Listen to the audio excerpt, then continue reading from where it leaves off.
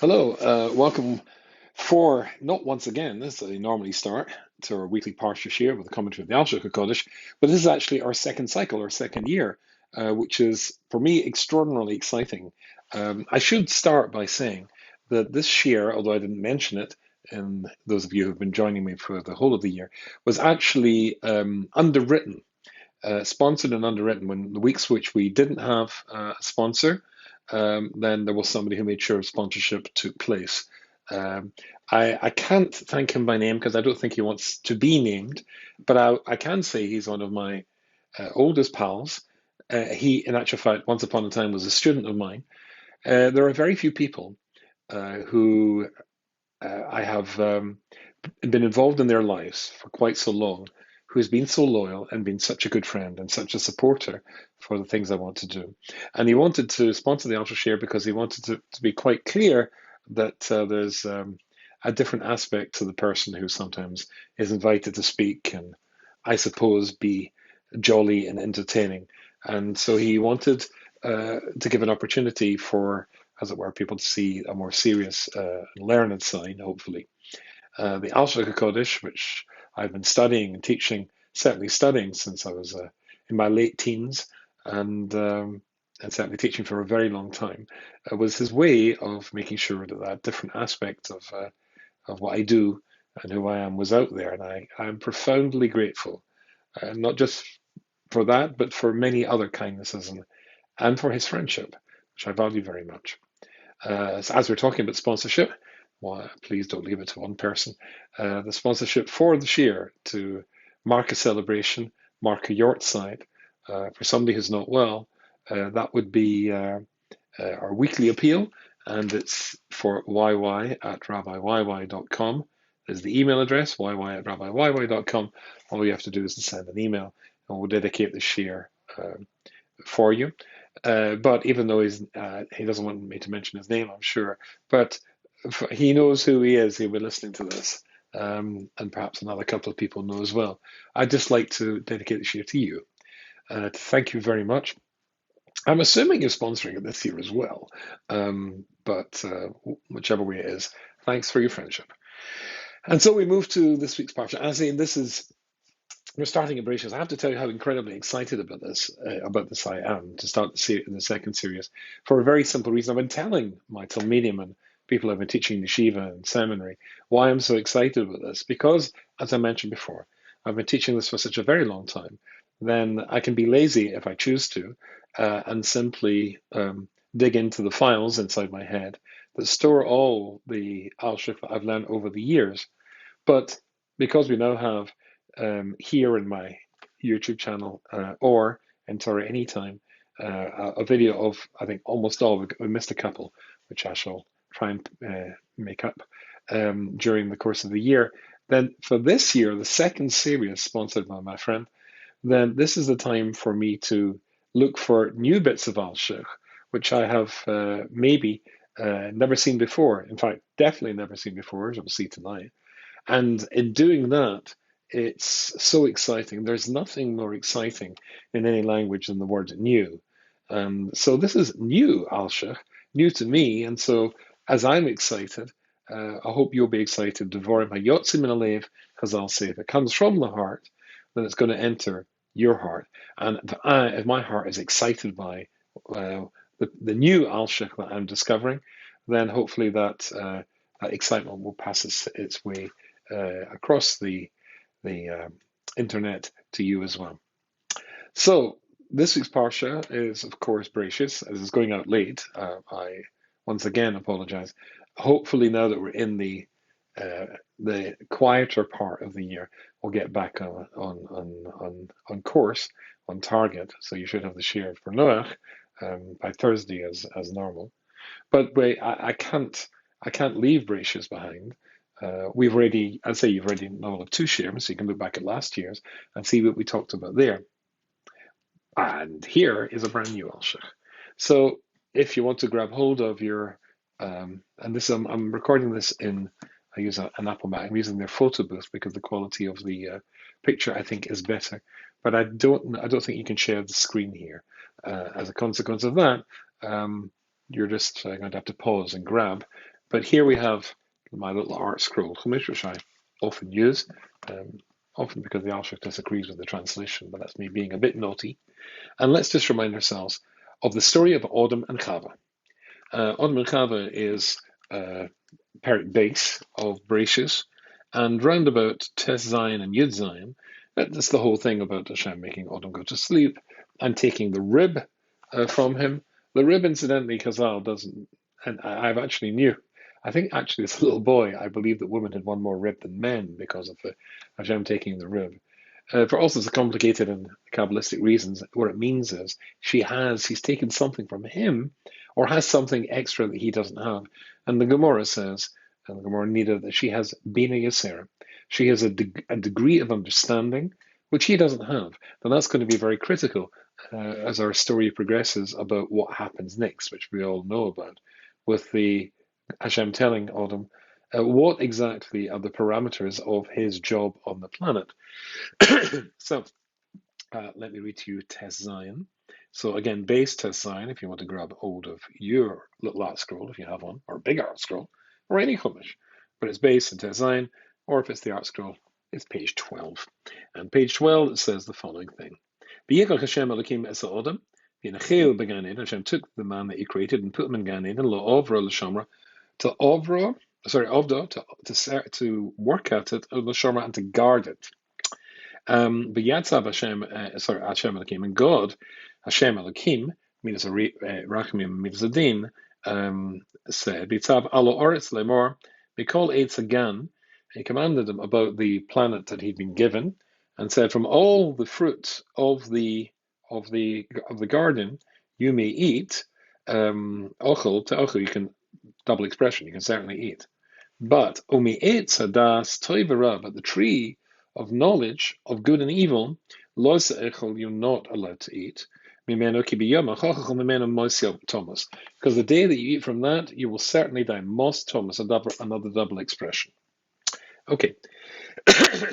And then it goes into the creation of Chava. I'm going to skip that point. Let me just give a critical introduction to the depths of what we're talking about. And I'm sure, if you look back at last year's shir, you'll find the exact same introduction. The Torah is at its most profound in the Parsha of Bereshis, the Parsha of Noach, and the Parsha of Lech Lecha. The very early days of the world were very radically different days. The realities of human existence in those times were radically different to human existence in these times. The fact that Adam Rishon lives to be over 1,000 might be an indication of that.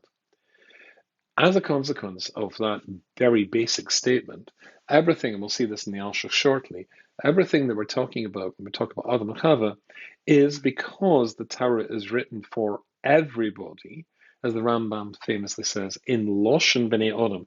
It expresses itself in terms that we understand and can relate to. The Torah is written in a way that it's accessible to the most sophisticated mind, somebody like the Vilna Gaon, or the most simple mind. And the simplest mind, of course, is a child's mind. So therefore, if you were to teach this to a child, you would say there was a man, just like the English translation here would put it. There was a man, Hashem created a man and put him in the garden, and then he gave him a wife, and then there was a snake, and it spoke to her. Now, that would be perfectly adequate for an initial understanding, a foundation upon which to build the rest, rather like the skin or the peels of an onion. We all know if you peel an onion, there's another skin underneath, another skin underneath. You go deeper and deeper and deeper. Same onion, but you're going deeper and deeper. It's still, however, the same message, but at a more profound level. So if you ask the child to imagine a garden, or you tell the child a garden, they think of grass and flowers, etc.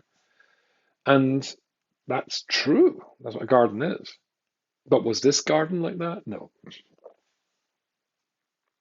It will, however, suffice as the initial introduction to the story. If you tell them there's a man there, then the child will think of somebody like me. I'm a man. And as I touch my chest there, and you may have heard the noise, I'm a physical man. But Adam was not a man. He was both male and female to begin with. And he wasn't physical at all. In fact, as Rabbi Desta says in Michtav Milion Chelik Base, I think it's page 170, maybe 173, that Adam was in fact a creature of light. He quotes the Gemara that the angels mistook him for Hashem. He was a creature which was superior to them, a creature of light. And you can imagine a creature of light doesn't need grass and flowers. The world that was constructed for a human being on a spiritual level, which is way beyond our comprehension and way beyond our experience, as the Ramchal says, there was nobody as great as Moshe, but that was Moshe Rabbeinu in comparison to the rest of humanity. But Moshe Rabbeinu in comparison to Adam Rishon, then there was nobody as great as Adam Rishon, and he was an exponentially greater level than was Moshe Rabbeinu. A different world, you can even think of it as a different dimension, different realities. However, again, quoting Rabbi Dessler, the story is not there in order to be a historical record, which it clearly would not accurately be anyway. It's only telling you headlines. And it's there, therefore, in order to teach us something. So it has to relate to us in our life, in our existence. So that's the setting the scene. And then we turn to Perik Gimel. And here we have the story of, I suppose, the fall of humanity. Let me read that to you. So here in Gimel, and if we turn to Pasuk Yud Aleph, if I remember rightly, it says the following thing. Oh, sorry, I did make a mistake there. Good. The conversation it's Gimel Aleph. It says, and Vayil Shnehem Arumim. So God created them, and they were both naked. Adam Ishta, the man and his wife, V'lo Yisbosheshu. And they were both naked, the man and his wife. When I say the man and the woman, it says Be'ishtai. So the Gemara says an astonishing thing. They observed that the Nochosh, they were not embarrassed, but it says that the Nochosh, the Gemara, the Zohar says the Nochosh, the snake was observing them, and they were observing them having marital relations. That's why it says Ishtal. When is a woman truly a man's wife? When they are together, when they become one, with a physical union. And he was watching this.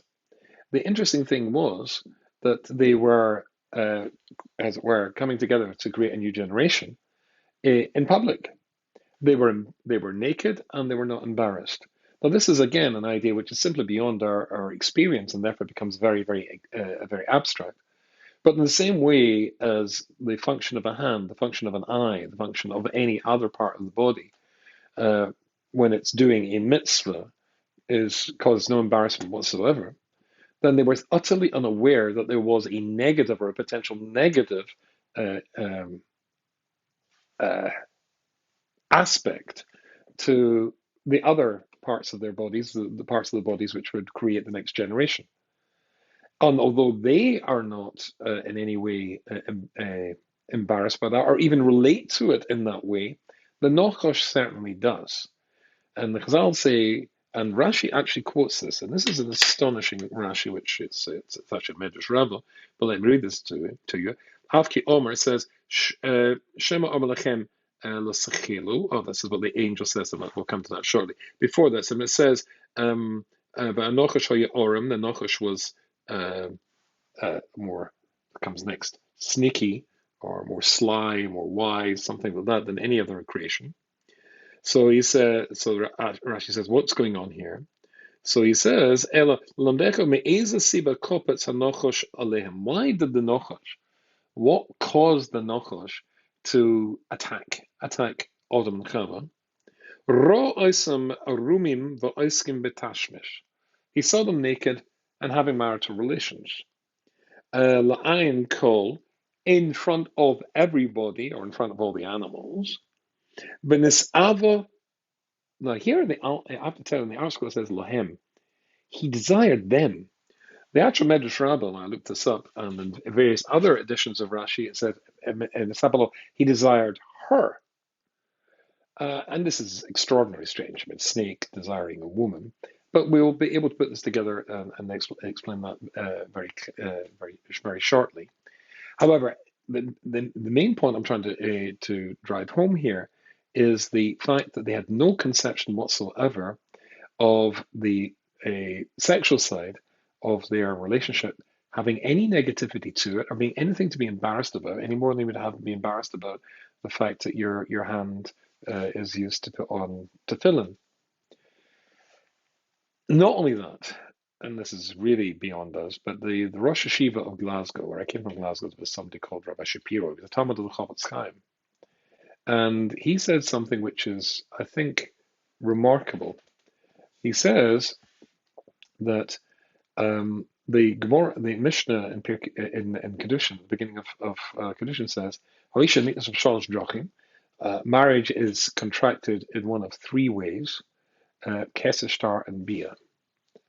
And the kesef, shtar, and bia means cohabitation, but in all cases it needs to be witnessed. And he pointed out, Rabbi Shapiro pointed out, that really there could be two witnesses watching this couple had the Nochosh not succeeded in his task. And the same way as they would be not embarrassed to use their hand to put on tefillin or other parts of the body to do other mitzvahs, there would be no embarrassment about conceiving a child in front of anybody else. It would have no negativity. Nobody would see that as being negative. Once they slip up, when they clearly do slip up, then of course that side of life has the potential to be extraordinarily negative, and that's what the Nochash sees. And the Nochash, just to short circuit this a little bit, is the Sultan. The Sultan is a malach, an angel. His job is to trip people up. He takes on a form in which he's able to talk to Chava, who's a creature of light. I don't exactly know what that means. You could imagine them in human form, but made of light. It doesn't really matter. It does matter as long as you are clear that we're talking about people who are very, very different to us, you and I. So the Nochosh takes on a form which approximates or is identical to them. This is the Malach in the form of this creature. And he desires either them, according to that interesting art scroll version of Rashi, or her. We'll see the her thing in a second, because it's one of the Alshich's questions, why he goes to her and not goes to Odom. But when he does so, it's because he sees the potential. When he sees them cohabiting, which is a holy thing entirely, something we can't relate to, as I keep saying this, it's beyond our. We can't separate the holy or spiritual part of that act from the physical, the merely physical one. But such a reality did exist. But for the Nochosh, he saw the potential. He desired them, not he desired them physically or desired her physically. He desired to be able, or he got the idea that he would be able to change this act into something negative, something which he could control. In fact, as the Vilna Coin points out, that of all the human desires, the desire for that, the sexual side of life, is it's the strongest and most pervasive. And he saw the potential of taking something which is holy and good and wholly good and turning it into something which could be wholly evil and wholly nasty. That's really what's going on here. Okay, so let's read a little bit more of the Chumash, and then we'll turn to the Alshich. And as I say, I think in the second year, as those who've been with me, it's appropriate to, as it were, go up a gear and look at some difficult stuff. I'm seeing, incidentally, the picture flickering here. I don't know why it is, and because it's in the photo booth, I don't quite know if I can change that. Let's see if I can while we're talking without causing all sorts of problems. But maybe not. Okay. I just hope it's not too disturbing to you. I have to tell you, it's disturbing me. But I've tried tweaking things as we're talking. But never mind. And a lot of people are hearing this simply audibly anyway, so hopefully it won't be too bad. Right, so let's see what happens between the snake and Adam Arishan. Oh, sorry, and Chava, as Adam Arishan's not there at this moment. So it says the following thing. So they were both naked, they were both cohabiting. He sees this and he sees potential to destroy it. So what does he do? So it says the following thing. Good. He says, "V'hanochash hoya." Oh, this is posuk. This is posuk aleph. "V'hanochash hoya oram mikol chayas hasadi." He was more guileful than any other animal. Asher also Hashem became mishkot. Great. Sheyoma ela isha. And he says to the wife, to the woman, "Af ki omer elokim lo seichel mikol ha'etz." Now, af, difficult translation. And so I turned to the art scroll and let them take the blame. Let's see how they translate this. He said to the woman, "Did perhaps God say you should not eat from any tree in the garden?" Strange. That's if you so according to the art scroll and others too, af means perhaps. So it's a question. Wasn't it the case? He says, isn't it the case, perhaps, that Hashem said you're not allowed to eat from any of the trees in the garden? Fatoma Isha, so the woman engages in conversation. Elach says to the Nochash, "Mipriel eats again, Noichel." Oh no, we're allowed to eat from all the other trees in the Garden of Eden. Mipriel eats asher besoich again, but from the from the fruit of the tree in the middle of the garden. Omer Elohim Hashem said, "Lo sechil, you're not allowed to eat from it. Lo sigobo, nor should you touch it. Pen boy, pen tumus unless you die." That's not what Hashem said. Let's return, and if you've got your chumash there, you can contrast and compare. What did God say? He said, "Don't eat from it." Fine, so that's okay. Because in the day you eat from it, you will die. But she said, "Maybe we'll die," or she says to the Satan. I'll read to that again to the Satan in some sort of human form. All the other from the tree in the middle of the garden, light in order to eat. And we're not allowed to touch it. Maybe we'll die. God made it a certainty. She makes it a maybe. And the Nachash said to the woman, "No, you're not going to die. Because God knows. From the moment that you eat this, your eyes will be opened, but and you will be like God, Yoda Tovara, and you'll know both good and evil." Famous conversation. The Alshich takes this into a much deeper analysis, which is where we're going to go now. But he starts by asking lots of questions. Of course, the Alshich always asks lots of questions. In this edition, this one, the one that I normally use of the Alshich, it doesn't number them, so I did. And it comes out that the Alshich asks 11 questions on this conversation between Chava and the Nachash and the Sultan in human form. Primarily, he wants to know, why did you go to her first and not go to Adam first? And there's lots of other close analysis of the words that lead him to ask other questions. But as there's so many, and we've really already at 23 minutes, I'm going to pick this up. We'll pick up the questions from the context when we start to answer it.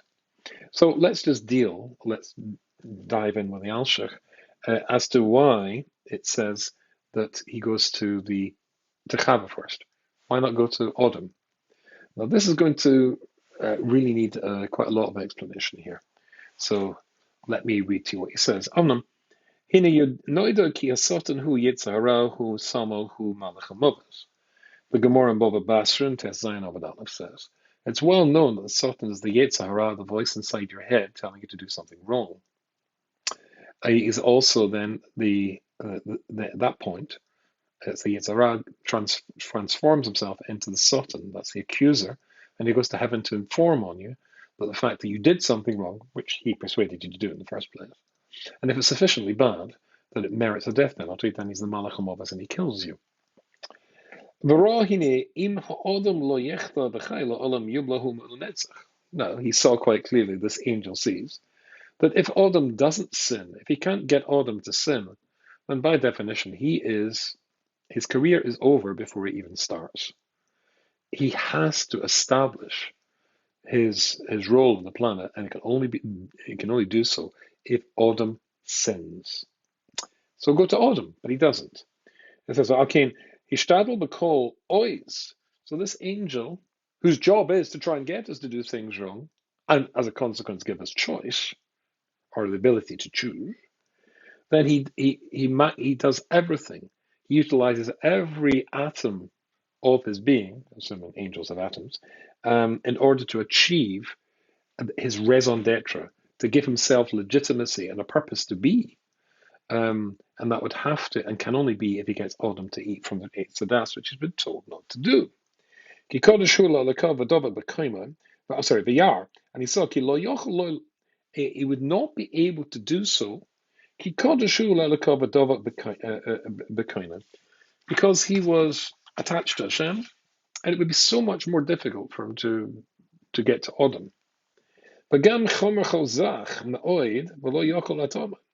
And also, and this is the hint to what we said before, he was a creature of light. I'll read the Hebrew again. And his physicality was not really physical at all. Now, light is physical, of course. Light's made up of photons. So if he's a creature of light, he has got some physicality, but as the Alshich says here, it's zach. It's very pure. It's very, the Hebrew word is dakas. It's very unsubstantial. It will be very difficult for him to mount a frontal attack on Adam. Now, if you're a woman listening to this, you know what's going to come next. You might think what's going to come next, but it was easier to Chava. No. The rule for this is that he knew that if he could get Chava, then he could get Adam. If you can knock down the big guy, it's a Kal V'chomer, you can knock down the little guy. But isn't the Alshich saying that Chava was greater than Adam? As the song says, it ain't necessarily so. Let's hold off jumping to a conclusion this till we read another few lines. Okay, Ma also holachul Elisha. Realizing he won't succeed in a full frontal attack on Adam, he goes to his wife. I'll share it now. This point is so exciting to me, as you can see in mine. See all my notes, brand new notes at the side here, which will, I think, answer the challenge which I think this presents us about it seems to be that women are easier to persuade. This is what the Alshich says. Asher b'tivoi kala, a woman in her nature is kala. The kal could mean light or unsubstantial. And easier to persuade. It wasn't be easier to persuade. He's got a plan. The Sultan has a plan and a technique to get them, and in fact, it's the only technique that can work. It's a way to get them, but the person who he must launch the plan, who the plan is designed to ensnare, is Chava. Does that mean she's weaker? Absolutely not. As Reb Shimon Schwab says in his parish on the Chumash, pointing out that Hashem only spoke once directly to one woman, and that was the Sorah. He points out the reason for this, and you'll find this in our previous share, is because the nature of a woman is far, far more religious, more spiritual, more attuned to a Kodesh Baruch Hu than the nature of a man. That's why God can speak directly to men as prophets, but to a woman not, because they would absorb too much of Hashem's nature, and it would burn them up. The example he gives is that, for example, quoting a Gemara actually, if you were to look at the sun, it would blind you. There is a way that you can look at the sun, but you need a filter. Basically, says Rav Shimon Schwab, Hashem had to manipulate Sarah into taking an essentially male position when he challenges her, or he challenges Avram and says, why did Sarah laugh? And she denies it. A denial of God, a pushback against God, is an essentially male position, not intrinsically female. That allows God to speak to her, and obviously to speak to men, because men occupy much more, there's much more I in a man than there is in a woman, and therefore they are too easily willing to come close to Hashem. And if you come too close to something, it can even damage you and burn you. And therefore, again, the statement here is that women are superior to men. But the Sultan knows that if he can get to Chava, then he can get, and using that very fact that he's aware, her spiritual superiority, her spiritual openness, her desire to be close to Hashem, a desire close to Hashem, superior to that of Adam's. Let me just remind you, we've talked about this in previous shirim, when the Pasuk says, Kol Kavod Bas Melech Penima, the whole greatness of the daughter of the king is her sneas, is generally taken to mean female sexual modesty, but sneas applies to both male and female. However, the Pasuk uses the phrase, the daughter of the king. Who's the daughter of the king? Moshe Rabbeinu. Moshe Rabbeinu? Couldn't we find a Pasuk somewhere that talks about the son of a king? What's the daughter of the king? And the answer is, when Moshe Rabbeinu is on the highest spiritual level, he's essentially behaving like a woman. And what was his chief character trait? Humility, a lack of I. When he gets to the level there's no I, then there's no separation really between you and God. And that's why when he comes down from Har Sinai, his face shines. There's a transformation, a physical transformation. He's heading back towards the state that Adam Rishon was on. But at the highest state, and Moshe, on of me called Adam, humbler than anybody else in the world, he has factored out all of the I, and that's a female approach. Knowing that Chava has less I than has Adam Rishon, that makes the Sultan think, aha, I'll get her first. She's better than him, and he'll simply follow in her footsteps.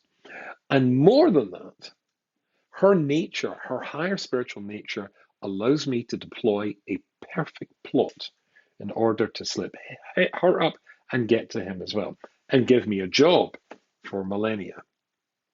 This idea, incidentally, is beautifully expressed by a sefer called Or HaTzofan. And Or HaTzofan is written by the Alta Slobodka or Nossos V. Finkel. And it's interesting, it's if you look at page Kof Aleph in the first section of the book, he says the following interesting thing, and I think this will secure and justify my claims before we go back to look at the Alshich. He says the following thing.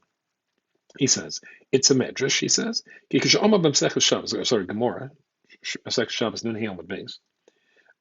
Shalom Malach HaShoros V'Latei HaKadosh Baruch Hu. The story of creation, the story of Adam's fall, the Malachim said to Hashem, why have you changed the state where humanity and human beings and Adam Rishon was meant to live forever, was meant to be immortal, and now you've said that he's going to die? The answer is, and not only that, that he was the direct handiwork of Hashem, creature of light, as we said. The whole purpose of creation was him and us. As it were, an offshoot of Hashem himself. Who didn't see when he did what he did, in eating from the tree of knowledge, that he'd done anything wrong at all. And how do you know that? Because what does he say? Commission is that Omer, because he tries to excuse himself and he says, the woman that you gave to me, she told me, she gave it to me and I ate. Now that sounds like a terrible case of cowardice if you just read it in English. I think it's called hiding behind your wife's skirts. She did it, it's her fault. No, that's not what he's saying. As Nossi Finkel says, I was obligated to listen to her because she's so much greater than me. And I know that, and I believe that, and I acted on that, and I would act on that. You gave her to be better than me, to guide me. And as a consequence, she told me to do it. So of course, what else am I going to do but listen to her? She was the guide you gave me. Because she was greater than me. But as the Apostle says, she was built from one of my ribs. As I said to you before, as the Gemara says, she was given an extra degree of understanding. She's on a higher level than me. She sees things that she said it was a good thing to do. Then of course I did it. So why was it that he went to Chava? He went to Chava because in going to Chava, that would mean a bit like a deck of cards or dominoes. If you get her to fall, he will fall too. Fine. Right. Now, we now jump to the conversation itself. Now, this is very tricky, and if you're doing this properly, it really is going to be extremely useful if you can not be driving a car. And although I try my best to explain it, even if you are, but the ultimate clarity will be if you're actually seeing this in the psukim. Although again, I'll try my best. Let's go back to the Alshich Kodesh and see what he has to tell us about this. I think you'll find this very, very interesting, particularly if you're looking at the Chumash. So he says, so knowing what he's up against, what is his policy? What is his strategy? Now, interestingly, of course, this is the first conversation. This is the first exposure that humanity has had to a Yetzer Hara, albeit, as Rabbi Dessler brilliantly observes, a Yetzer Hara which is outside him, not a Yetzer Hara which is inside him. I quoted, or the Alshich quoted before the Gemara in Bava Basra, he's the voice inside your head that tells you to do something wrong. He's the angel who accuses you once you've done it, and if necessary, he'll kill you for it. But that's in our heads. We've got a Yetzer Hara inside us. He didn't. Neither Adam or Chava had a Yetzer Hara until they ate from the Eitz Hadas, from this tree of knowledge. And incidentally, going back to the trees, how many trees were there in the Garden of Eden? There were 613. That should ring a bell. And again, don't think about it as being a garden. Don't think of the world as being like it is told today. Don't think of them as being physical beings. And the trees, in actual fact, were the essence of the mitzvahs. The essence of the mitzvahs. It's not a tree in the same way as trees out there in the garden. There were 613 mitzvahs from which, as it were, fruit would grow in the Garden of Eden. And that's where they were. They were supposed to guard that. Different world altogether. Anyway, but the important point is, though, he's got to get inside her head and inside Adam's head, inside their being, become, as it were, able to stay there so that when you hear a voice saying, or rather you feel yourself to want to do something you know you shouldn't do, or not do something that you should do, then you think, I don't want to do that, or I'd like to do that. But that is really the Yetzer Hara. But he presents himself to you as the I, because he's inside you. Before then, he was outside you. That's why the idea of the Sultan taking a form and approaching Adam and Chava, coming from the outside to them, because he wasn't in them yet. He soon would be. Anyway, Oma asa hechel b'signal, so he says. But again, this is the first example of an interaction between a human being and the Sultan. But it's not the first sense. He always uses similar techniques. And see if this rings bells. The Alshich certainly says it will. Oma also hechel b'signoin kol asher yiftena Yitzray. He begins with a style, which is familiar to anybody who's ever had a conversation with the Yetzer Hara, as I was saying before. Kiloi yaskil bereshis alom eloi. Yaakov is kind of. He doesn't come to you and say, you know what? Tell God to drop dead. Of course he doesn't say that. He comes as the frummest of frum people. He keeps telling that, because the ultimate weapon he has is to convince you that the thing that he's doing, he wants to get you to do, is a good thing. It's a mitzvah. He's there. He's the frummer. He's on your side until he can get you to do something wrong. And then, of course, he's not. Anyway, so he comes initially not to get you to provoke God. But he comes looking, as it were, like a friend of God's, dressed like a chassid with a shtreimel and all sorts of stuff. Whatever imagery you want to think of a holy and sincere person. And so he says, Yosef, that's how he comes in. But he soon throws off the garb once he's leaving you to pick up the mess, as it were. As everybody who's got maskili am, anybody's got a brain in their head will be familiar with this approach. And he said, is it possible, perhaps, that God told you you're not allowed to eat from all the trees? Because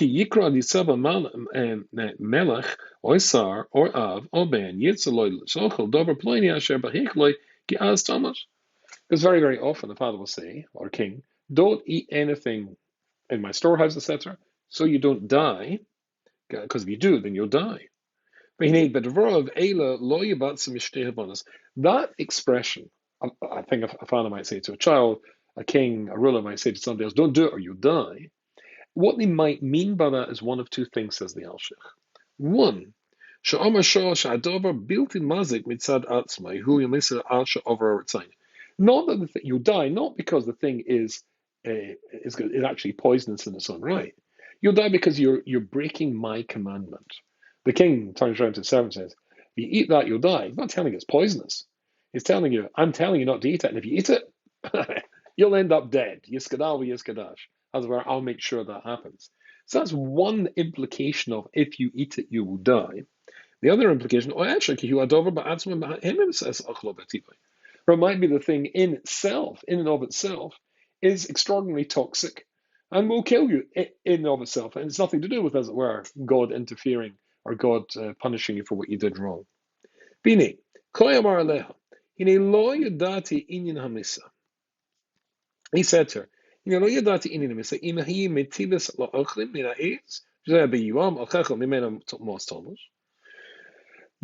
don't know what's going to cause you to die from this thing. Is it the first case that we talked about? God's going to punish you, or it's because it's intrinsically um, uh, deadly? Because God said you will surely die. But Oy she'ein b'achila misa midvag bo rak she'onish yanishu yizbarach el oiver b'rtzanim ha'meson. Is it that he's telling you it's toxic, or is he telling you he's going to punish you? The hekel keminhag b'chasidus otzim v'rav. And in this conversation, he begins like the minhag, anybody who is a chosid. A chosid doesn't mean Hasidic, it means ultimately holy man. And he sounds like all frauds do. He sounds, you want to play the exact opposite role to the one that you actually are or have in life. So, and it's as though he's speaking so frum. And he says to her this, Omar, hine meharoihu ki af, ki Omar Elohim, that is it possible that God told you you're not allowed to eat? Now at this point it gets a bit tricky. Let me read to you again what the Pasuk said. What did he say to her? He said, V'yomar el ha'isha, he said to him, Af, ki Omer Elohim lo sechel mikol eitz hagan. Isn't it possible that God told you you're not allowed to eat from any tree in the garden? Now, what does that mean? What's he trying to say? Go back to what I said to you before about the fact that there are 613 mitzvahs in the garden.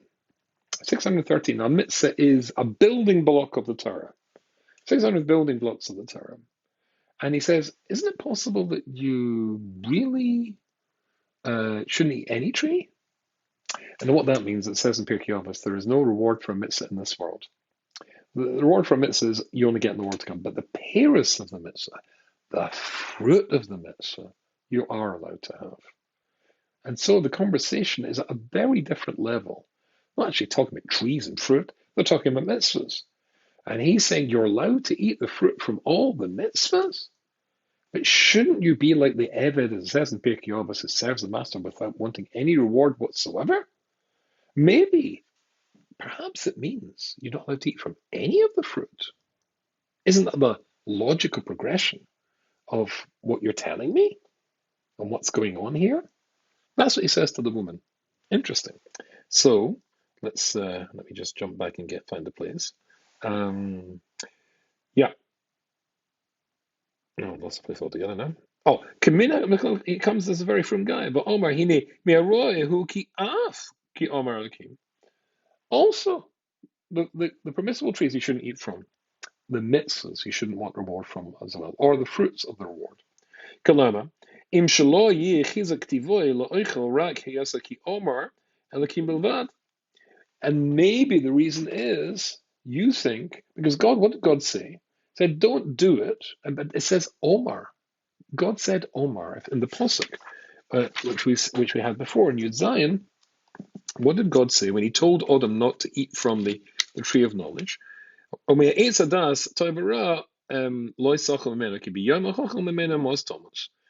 So it's interesting. God said lemor. Amor is to speak gently.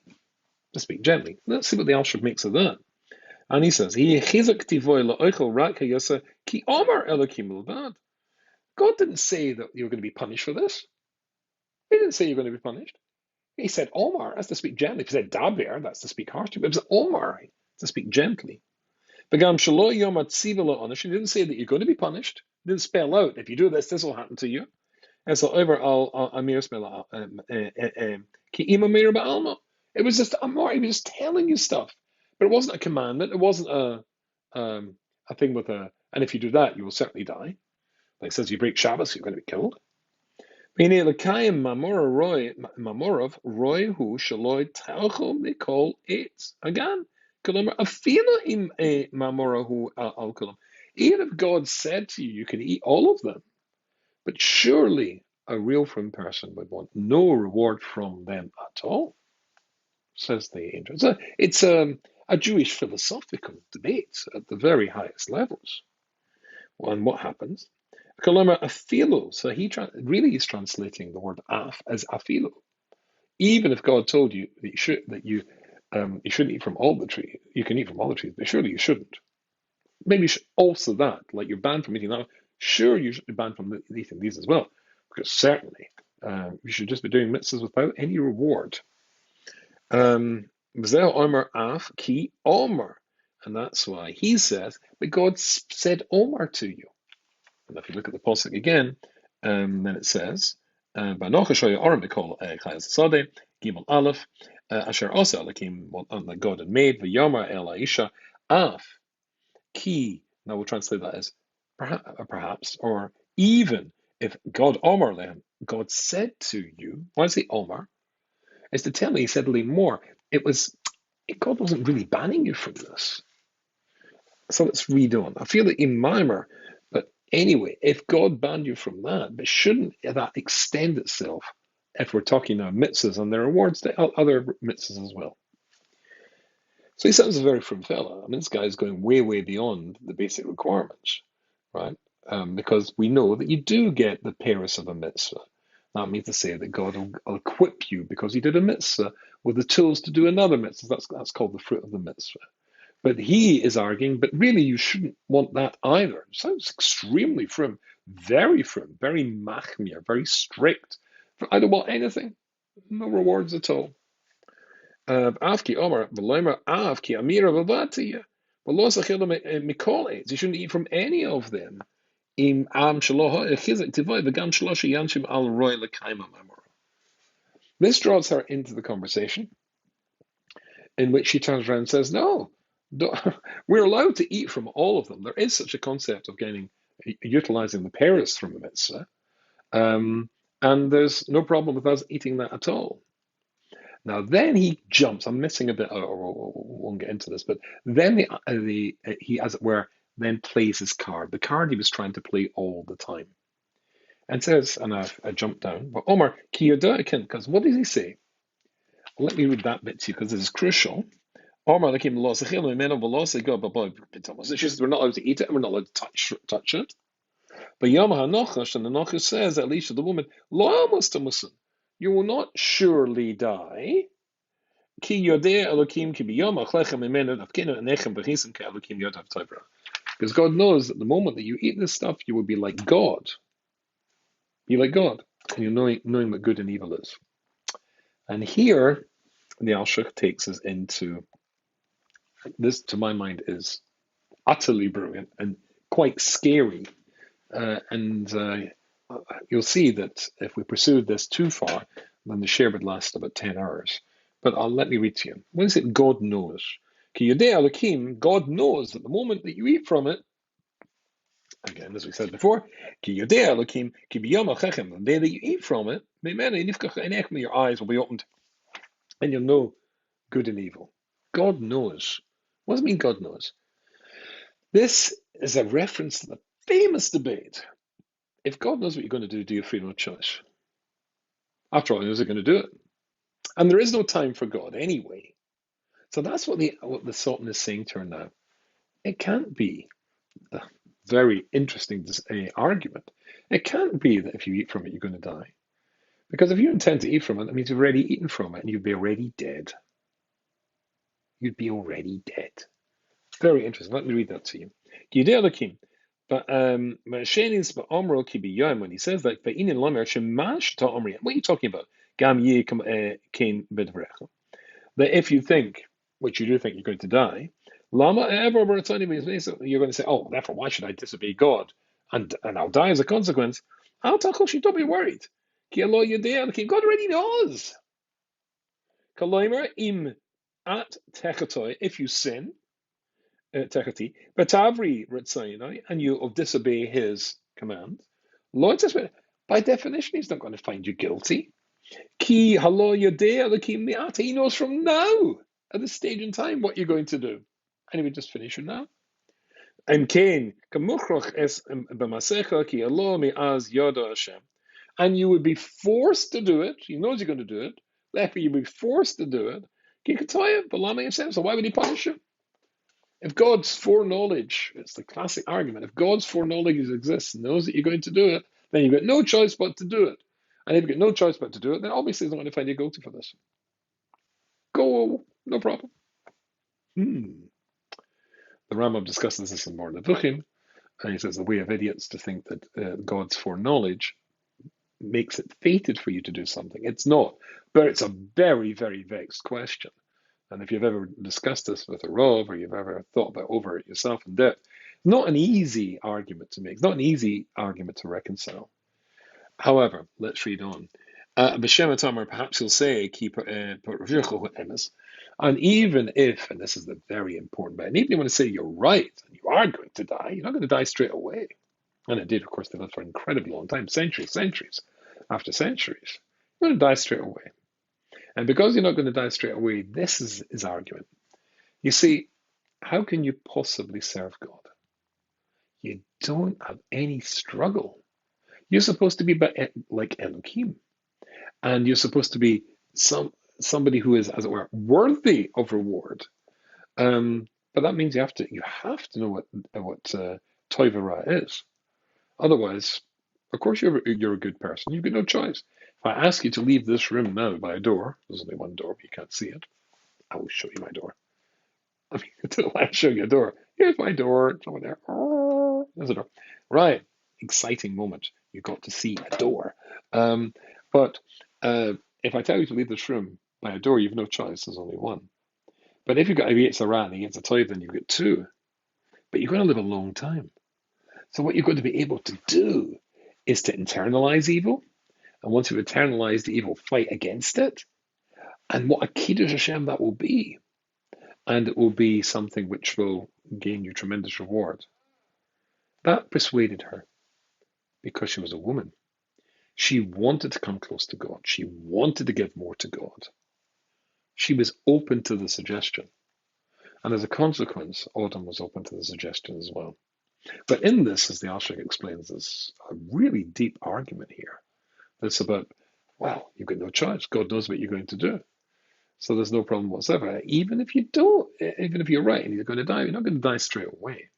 Not only are you not going to just die straight away, you'll be able to fight over those centuries that you're on the planet to get rid of your Yetzirah. Boom. Fantastic. And then you'll make a huge Kiddush Hashem. Very interesting insight from the Alshich HaKodesh into the what happened next. And of course, when she persuades her husband, when she eats from the Eitzadas, she persuades him to eat from the Eitzadas. And so he says, she thought it was a good idea, and she knows so much more than me.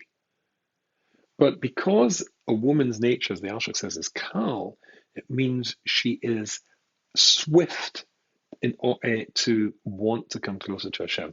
That's how he saw he could get her.